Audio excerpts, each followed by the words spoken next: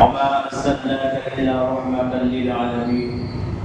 فقال النبي صلى الله عليه وسلم: وما أرسلناك إلا كافة للناس بشيرا ونذيرا ولكن أكثر الناس لا يعلمون.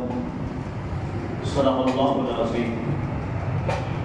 মহাসম্মানীয় আজকের জুমার সমস্ত মুসল্লিবৃন্দ, আমরা সর্বাগ্রে সর্বপ্রথম আল্লাহ পাক সুবহানাহু ওয়া তাআলার দরবারে লাখ কোটি শুকর আদায় করি যে মহান রব্বুল আলামিন আমাদের সকলকে তার পবিত্র স্থানে একত্রিত করেছেন, আসার তৌফিক দিয়েছেন। প্রাণ ভরে সেই মাহবুবের দরবারে, মুনিবের দরবারে সিজদা অবনত মস্তকে শুকরিয়া জ্ঞাপন করি। সকলে উচ্চ আওয়াজে বলি আলহামদুলিল্লাহ।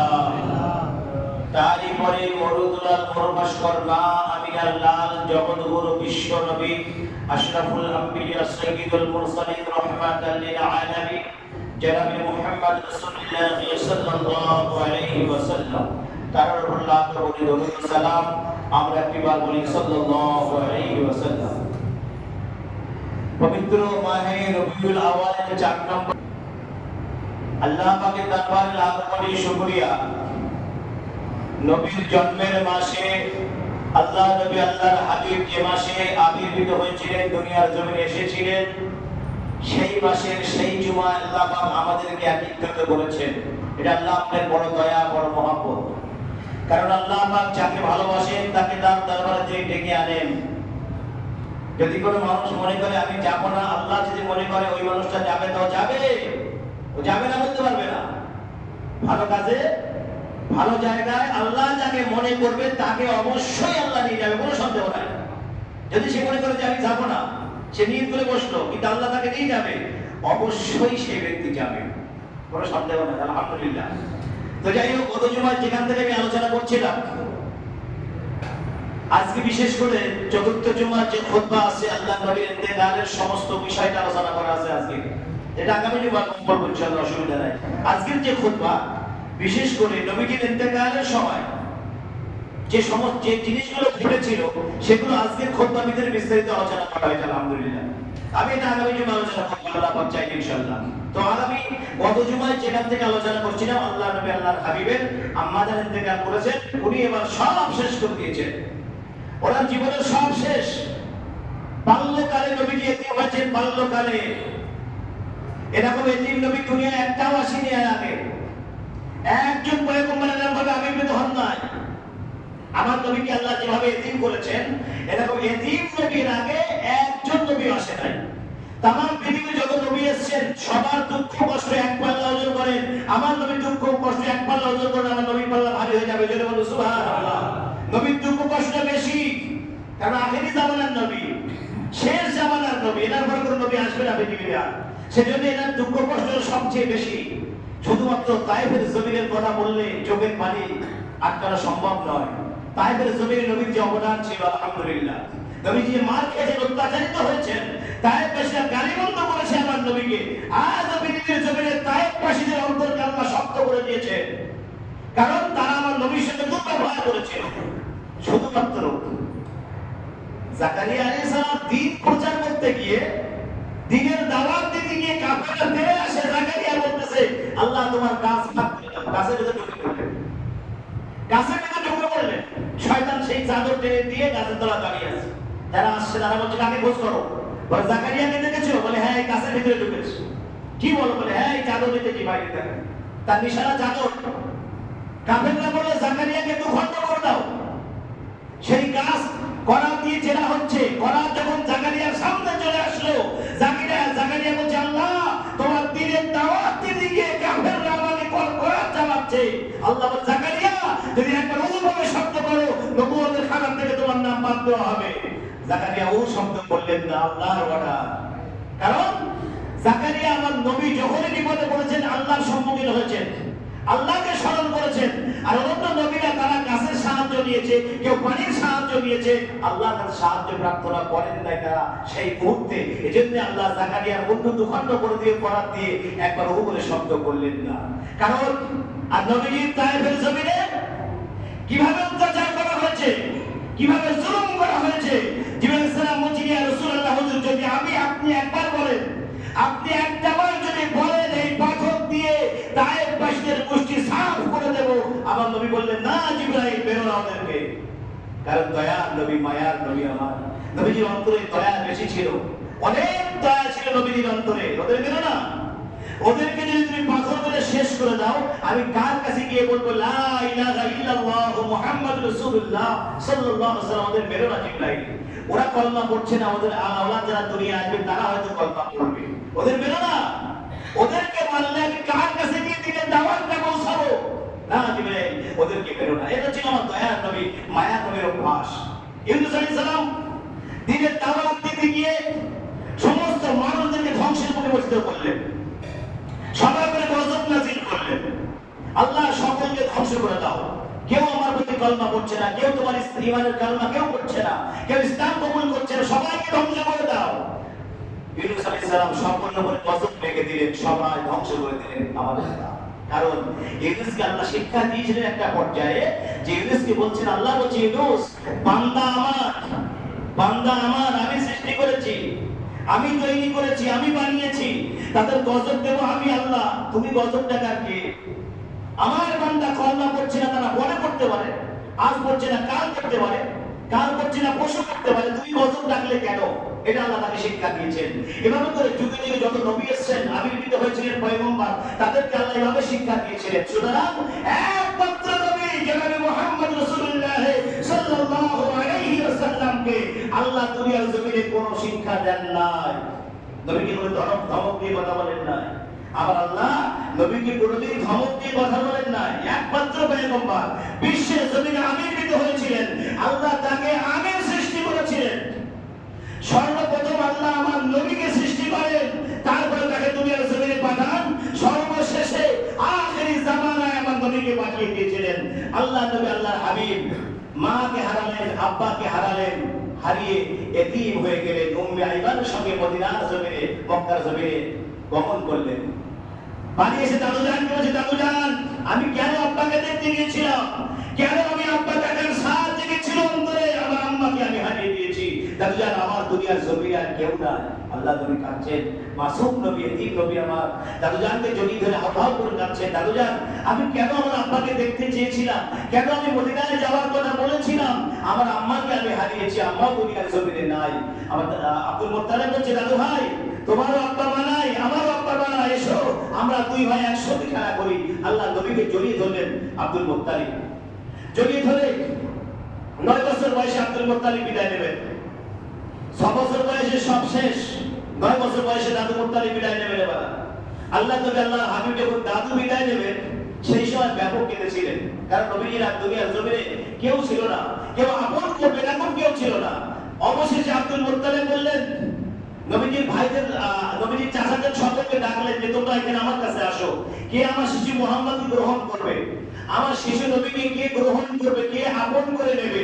তখন আবু তালিব বললেন, আব্বাজান শিশু মুহাম্মদকে আমার কাছে দিয়ে যান, আমি শিশু মুহাম্মদকে আমার নিজের জাহানের চেয়ে ভালোবাসবো। একটা জোরে বলুন না সুবহানাল্লাহ।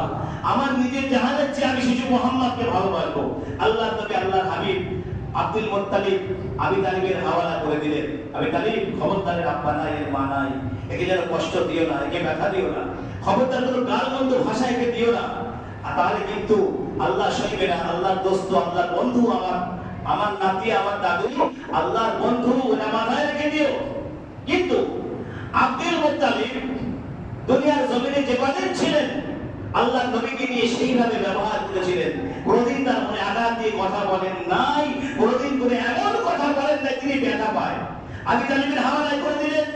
আবু তালিব বলছে, আমার শিশু মুহাম্মদকে নিয়ে আমি খাটে ঘুমাই, আমি নিচে ঘুমাই, আলী আমার সন্তান সে নিচে ঘুমায়, আমার ভাইপোকে নিয়ে আমি বুকের সাথে জড়িয়ে আমি খাটের উপরে ঘুমাই। একবার জোরে বলুন সুবহানাল্লাহ।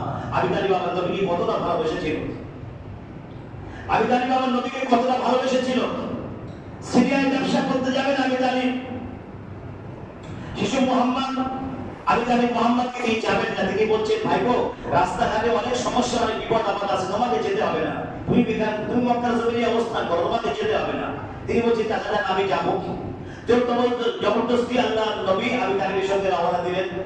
এখন যদি হোক রাস্তায় বিভিন্ন প্রকারের সমস্যা, তৎকালীন জামানায় সফর ছিল পথের যাত্রী ঘোড়া আর উট, তাছাড়া অন্য কোনো সওয়ারি ছিল না, কোনো যাত্রী ছিল না রাস্তাঘাটে। এখন যারা ধনবান ছিল, কোটিপতি ছিল, তাদের কাছে উট বা ঘোড়া থাকতো তৎকালীন জামানায়। এখন বর্তমান জামানায় গাড়ি ঘোড়া বিভিন্ন প্রকার আবিষ্কৃত হয়েছে, তৎকালীন জামানায় ছিল না এসবগুলো। আমি জানি উটের পিঠে রওনা করলেন সিরিয়া, মদিনা থেকে সিরিয়ার রাস্তা অনেক দূর, অনেক রাস্তা, সব পায়ে হাঁটা এবং উটের পিঠে সওয়ার করে রওনা দিচ্ছেন। আর সিরিয়ার জমিনে এক খ্রিস্টান পাদ্রী, তিনি তার কিতাবে বলেছেন আল্লাহর নবী আল্লাহর হাবিব এই রাস্তা দিয়ে আসবেন। একবার জোরে বলবেন না সুবহানাল্লাহ? এই রাস্তা দিয়ে আসবেন তিনি তার কিতাবে বলেছেন। তিনি কিতাবে পড়ার পরে তিনি চিন্তা করলেন ওই নবীকে যদি একবার দেখা যায় জাহান্নাম হারাম হয়ে যাবে তার জন্য। যে নবীকে দেখলো এবং ঈমান আনলো তার জন্য জাহান্নামের আগুন তাকে স্পর্শ করবে না। এই কথা ভেবে সিরিয়ার পাদ্রী তিনি মনে করছেন ওই নবীকে একবার দেখার দরকার আছে। নবীকে দেখতে বলে আল্লাহর জাহান্নাম আমার জন্য হারাম হয়ে যাবে এবং নবীকে দেখে সঙ্গে সঙ্গে ঈমান আনবো আমি সেই সময়। এখন সিরিয়ার সেই পাদ্রী মনে করতেছে তার জীবনের সমস্ত অর্থ ভান্ডার প্রায় শেষ হতে চলেছে। মুসাফিরখানা নির্মাণ করলেন, সেখানে একটা বিরাট মুসাফিরখানা নির্মাণ করলেন। সেখানে যারা মক্কা থেকে মদিনা থেকে যায় তারা সেখানে থাকে, খাওয়া দাওয়া করে, পরে আবার তারা বাদ থেকে বেরিয়ে যায়। এরকম করতে করতে সিরিয়ার সেই পাদ্রী বলছে যে আমার জীবনের ধন ভান্ডার সব শেষ হতে চলেছে, কিন্তু আমার নবীর দেখা এখনো পাই না। অবশেষে আমি একদিন গির্জায় বসে আছি, একটা সবার একটা কাফেলা আসছে। আমি ছুটে গেলাম যে কাফেলা কোত্থেকে আসছো? মদিনা থেকে। একবার জোরে বলবেন না সুবহানাল্লাহ? মদিনা থেকে কাফেলার লিডার কে? আমি তাহলে বলছি আমি কাফেলার লিডার। আমি জানি তোমার সঙ্গে কি মুহাম্মদ আসছে? বলছে হ্যাঁ আমার সঙ্গে মুহাম্মদ আছে। একবার জোরে বলুন সুবহানাল্লাহ। সিরিয়ার খ্রিস্টান পাদ্রী ছুটি গিয়ে গির্জার ভিতরে সকলকে বলেছে এই সবাই রেডি হও, সেই নবী এসেছে, সেই নবী আমার দরবারে এসেছে, যেটা আমি কিতাবে বলেছি সেই নবী আমার কাছে চলে এসেছে, তোমরা রেডি হও। সেই নবীকে ওয়েলকাম জানাবে, মোবারকবাদ জানাবে, সকলে তোমরা রেডি হও। আল্লাহ নবী আল্লাহর হাবিব আসলেন। এসে সিরিয়ার পাদ্রী বলছেন আমি জানি তোমরা এখানে সকলে একটু বিশ্রাম করো, একটু এখানে খাওয়া দাওয়া করো, তারপর এখান থেকে রওনা দেবে। রাখো এখানে, নামো। সবাইকে নামালেন, সমস্ত মালপত্র নামালেন। আল্লাহ নবী আল্লাহর হাবিব ওখান থেকে উঠে, যেখানে বড়রা কথা বলে সেখানে বাচ্চাদের থাকতে নাই, এটা নবীর আদর্শ। নবীর আদর্শ এটাই। আল্লাহ নবী শিক্ষা দিয়েছেন, ছোটবেলায় বাচ্চা বলে নবী শিক্ষা দিয়েছেন, বড় যেখানে কথা বলে সেখানে বাচ্চাদের থাকতে নাই। আল্লাহ নবী আমি জানি সিরিয়ার পাদ্রী কথা বলছেন, আল্লাহ নবী একটা গাছের নিচে গিয়ে বসলেন। আচ্ছা নবী ছোট মানুষ, গাছের নিচে বসলেন। গাছ তো অবলা গাছ, কথা বলতে পারে না, কিন্তু মরা, গাছটা মরা গাছ। গাছটা সঙ্গে সঙ্গে আল্লাহর কাছে বলছে আল্লাহ তোমার হাবিব তোমার বন্ধু আমার নিচে বসছে। আল্লাহ আল্লাহ আমার গাছে কোনো পাতা নাই, ফল নাই, ফুল নাই। আল্লাহ তোমার নবীর ওসিলায়, তোমার নবীকে আমি খেদমত করব, সেই ওসিলায় তুমি আমাকে জীবিত করো। আল্লাহ আল্লাহ তার দোয়া কবুল করলেন। আল্লাহ সঙ্গে সঙ্গে গাছটাকে জীবিত করে দিলেন এবং গাছটায় ফুল ফল সব ঝরল। আলহামদুলিল্লাহ নবীর ওসিলায়, নবী পাকের ওসিলায়। যে নবী পাক সেই গাছের নিচে গিয়ে বসলেন, আমার আল্লাহর কুদরতে গাছটা জীবিত হয়ে গেল, গাছটায় ফল ধরলো, ফুল ধরলো, পাতা ধরলো, নবী পাকের ওসিলায়। এখন আল্লাহ নবী আল্লাহ হাবিব গাছের নিচে বসে আছেন। আমি তাই বলছি ভাই মুহাম্মদ তাড়াতাড়ি চলে আসো। আল্লাহ নবী ওখান থেকে উঠে চলে আসলেন। এসে বলছেন চাচাজান বলেন, বলছে আমরা এখানে আছি, এখানে আমরা থাকি, খাওয়া দাওয়া করি, তারপর আমরা এখান থেকে বিদায় নেব। এখন সিরিয়ার খ্রিস্টান পাদ্রী বলছে আমি জানি এই নবীর দুশমন চতুর্দিকে ছড়িয়ে আছে, এই নবীর শত্রু চতুর্দিকে ছড়িয়ে আছে, এই নবীকে নিয়ে তুমি সিরিয়ায় যেও না। আমি জানি তুমি এই নবীকে নিয়ে কোথাও যেও না। এই নবীকে ইহুদি বেঈমানরা দেখলে তাকে হত্যা করবে, কতল করে ফেলবে। নবীকে নিয়ে কোথাও যেও না। আমি জানি বলছে পাদ্রী তাহলে আমার এই মাল সামানা কোথায় বিক্রি করবো? তোমার এই মাল সামানা আমার এই গির্জার পাশে সমস্ত মাল বিক্রি করে দাও, সব মাল বিক্রি হয়ে যাবে। কোথা থেকে লোকজন খরিদ্দার আসছে আল্লাহ ভালো জানে। সমস্ত মাল সঙ্গে সঙ্গে সব বিক্রি হয়ে গেল। আল্লাহ নবীকে দিয়ে সিরিয়ায় যাওয়ার প্রয়োজন হলো না। ওখানে খ্রিস্টান পাদ্রী বলছে আমি জানি তুমি কি জানো তোমার কাছে কে আছে? তুমি তার সম্পর্কে অবগত আছো? বলে না, ইনি হচ্ছেন আখির জামানার পয়গম্বর সাইয়্যিদুল মুরসালিন রাহমাতাল লিল আলামিন জনাবে মুহাম্মদ রাসূলুল্লাহ সাল্লাল্লাহু আলাইহি ওয়াসাল্লাম। আমি জানি তার ওসিলায়, তার বরকতে তোমার সমস্ত মাল বিক্রি হয়ে গেছে। একবার জোরে বলুন সুবহানাল্লাহ। তার ওসিলায় তোমার সমস্ত মাল সব বিক্রি হয়ে গেছে, তার ওসিলা, আমার কিছু নাই, আমার কিছু করার নেই, তার ওসিলা। আমি জানি খবরদার এই নবীকে নিয়ে তুই সাবধানে যাবি। খবরদার উল্টো পাল্টা করবে না। এই নবীকে নিয়ে সপ্তাহে মক্কার জমিনে ফিরে যাবে। সমস্ত মাল বিক্রয় হয়ে গেল, সব বিক্রি শেষ হয়ে গেল। আবু তালিব এবার আবার উঠে ভিডিও উঠলো, ওখান থেকে সিরিয়ার পাত্রে গিয়ে মুসলমান হলো। তিনি নবীর হাতে হাত দিয়ে মুসলমান হলো, ইমানের কালমা পড়লো। সে জানতো যে আমার নবীকে একবার যদি আমি আমার চোখে দেখতে পাই, আমার জন্য জাহান্নামের আগুন হারাম হয়ে যাবে। সেজন্য সে নবীকে দেখে কালমা পড়লো এবং সে মুসলমান হয়ে গেল। আল্লাহর নবী, আল্লাহর হাবিব ওখান থেকে যখন মক্কার জমিনে ফিরলেন, মক্কার জমিনে ফেরার পরে পয়সা করে হিসাব করছে আবু তালিব। আবু তালিব বলছে যে আমার নবীকে নিয়ে আমি প্রথম ব্যবসায় গেলাম আজ, কিন্তু আজকে আমার যা লাভ হয়েছে, এতদিন আমি ব্যবসা করেছি কোনদিন আমার অত টাকা লাভ হয় নাই। জোরে বলুন সুবহানাল্লাহ। যে নবীকে আল্লাহ সৃষ্টি না করলে কুল কায়নাত সৃষ্টি করতেন না, আসমান জমিন নভমণ্ডল ভূমণ্ডল কিছুই সৃষ্টি করতেন না।